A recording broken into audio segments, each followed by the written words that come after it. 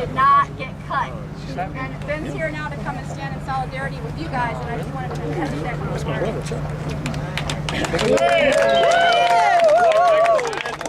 I'm a junior at Vanderbilt, and this last year, the economy was down, still down, and Vanderbilt looked at that as a reason to cut back with their labor force. Similar things that's going on now with this union, you know, negotiations looking at the bad economic times as a reason to shortchange the working class. And it's just you know, it's not just about the people that are negotiating with this contract. It's about the future. It's about every union. It's about just building the entire middle class again. It's the last 8 years, last 20 years, it's been going down since before I was born. But yeah, just want to let you know that there are a lot of students that have never worked in factories before, never been a part of a union, but are nonetheless by your side. So just want to let you know that. Thank you. Young man out there taking part in the labor movement. We have one of our own, Miss Vivian Wilhort. She's city council here. Come on up, Miss Vivian. Husband Larry Wilhort, recently retired from our local. Yeah, he's going to pay his money. Yeah, he's going to pay his money. Is this on? Yeah, I don't know if I need this big old. Do I need this? Hey, I wanted to say to the brothers and sisters today, don't stop fighting. You got to keep pushing. You have to hold our elected leaders accountable for what they need to be doing. When they come to you and ask you for your support, you need to get in return what you asked them when they came to you. Am I right about that? You're right. Yeah. We love President Barack Obama. Yes, we do. And we got to hold his feet to the fire, too. He's no exception to the rule. We love what he's going to be doing and continue to do. We got to let him know the faces of the union members, that the middle-class working people looking like you and I, coming from neighborhoods like you and I, living in churches like you and I, and struggling every day to put food on the table. Who are we? We're union members and we're hard. Am I right? That's right. Okay, now let's start right here. When you think about people and when they come to you once again, think about all that you have done for America to make it what it is. Many of the manufacturing jobs that has been around today has been about unions making it happen. Working class men and women like you. Am I right? You're right. So now we have lost 2.6 million jobs since 2000, sending them overseas. When is the bleeding going to stop? We got to stop them sending those jobs overseas. Now, when we're talking about economical stimulus, when we're talking about prosperity, the only way we're going to have prosperity is that we keep jobs where? Here. Where? Here. Where? Here. Where? Here. So let's get to work. Let's not stop. Keep my feet to the fire. Keep other elected feet to the fire. And I'm going to let you know, I'm not going to let you down. When the union brings me something to support, I don't even have to read it. Because I know it's about working class men and women. I know it's about homes being sustained. I know it's right. I don't have to read it. Sometimes I may check some grammatical errors. But that's just about it. I know what it stands for. So please know that I stand with you. My husband stands with you. Right now, he's with our 9-year-old at a football game. You know how Larry feels about football. So he's out there with little Larry. But I'm out here to stand with you, for Larry, with you, for me, with you, for other men and women who can't be out here today. Thank you. I love you. I love America. And I love unions. Thank you.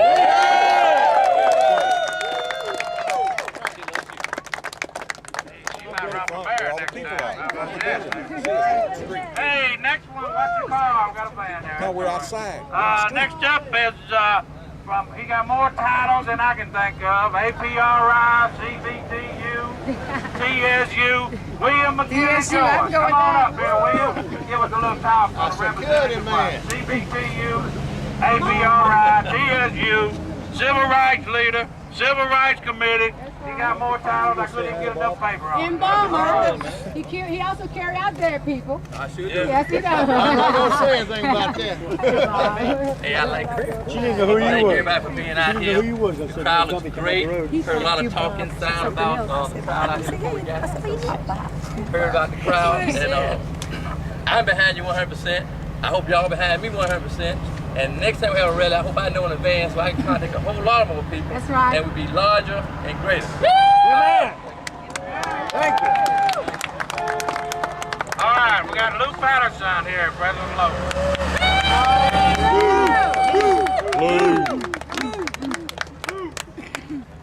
Well, I guess all you know, I've been in Louisville. In fact, I just came back today, this afternoon, and the talks in Louisville are very slow, very slow.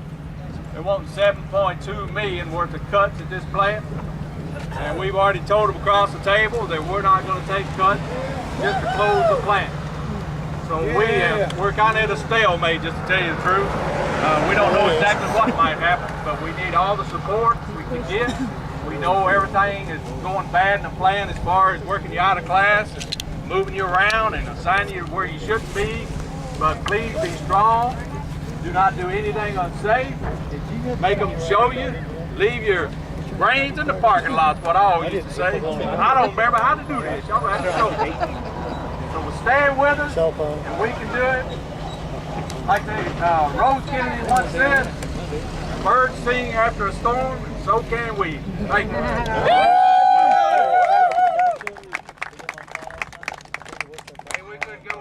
John Wright here, our president of maintenance, stand up and speak. He's been giving them a lot of choice words across the table. I mean, some good choice words, embarrassing sometimes. Said these master negotiations. These people think they have you beat. They think you're already beat. And we can see today you're not beat. Won't you go in there and tell your brothers you go back to work? They're not beat. You're not beat.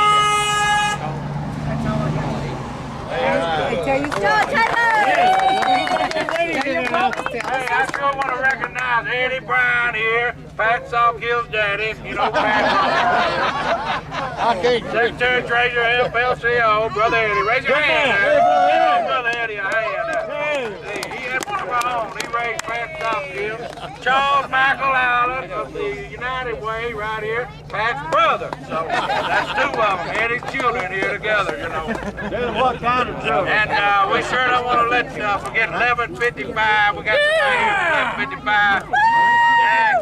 Van Penny on the camera, and John Carter here with the video. You know.